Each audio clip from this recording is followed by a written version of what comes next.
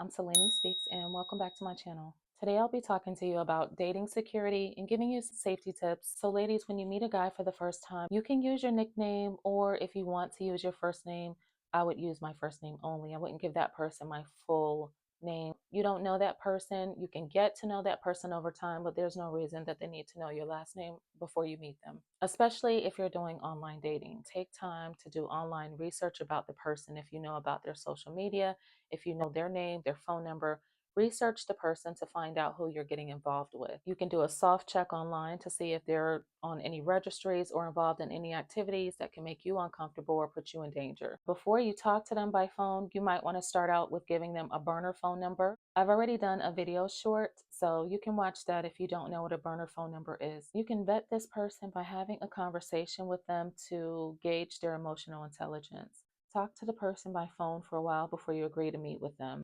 Once you've reached a point of where you're comfortable with that person and you're okay with meeting with them, make sure that you agree to meet with them during daylight hours in a public place. Don't let this person convince you to come to their home. Don't bring them to your home.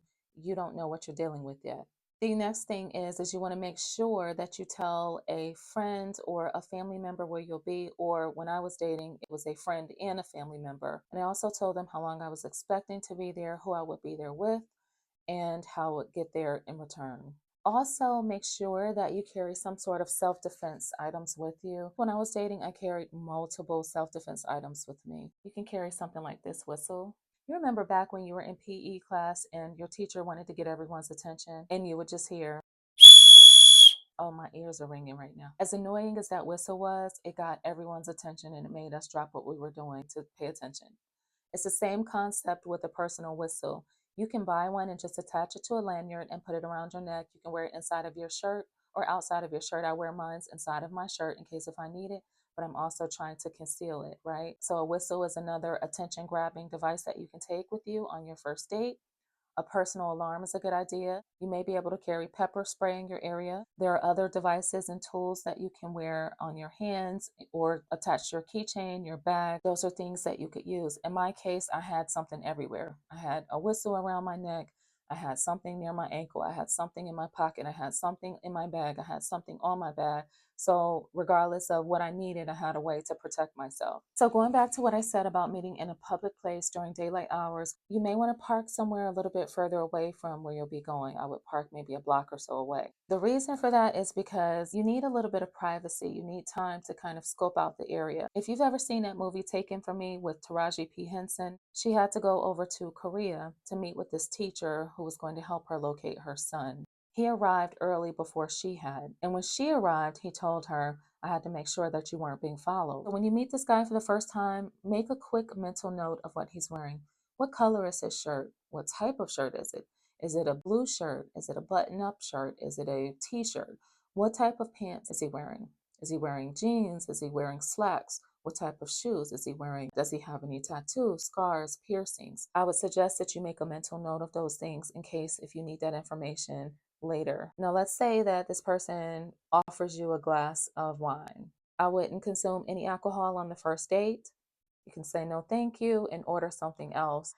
But wine, beer, any of those types of things can impair your judgment, which can kind of make you a soft target on your first date. You don't want to be dealing with any impairments or communication issues on your first date because that's your time to try and gather information about the person and learn more about them. How can you do that when your judgment is impaired? So you're moving into the conversational part of the date. What information do you share, you might ask? Remember, don't overshare. There's no reason why you need to tell somebody about your entire history on a first date. If you're comfortable doing it, by all means, you can do that. But I personally don't think that you should divulge that type of information upfront to someone that you're just getting to know or that you just met. You can pick and choose the information that you would like to share and just tell that person, okay, that's all I care to share.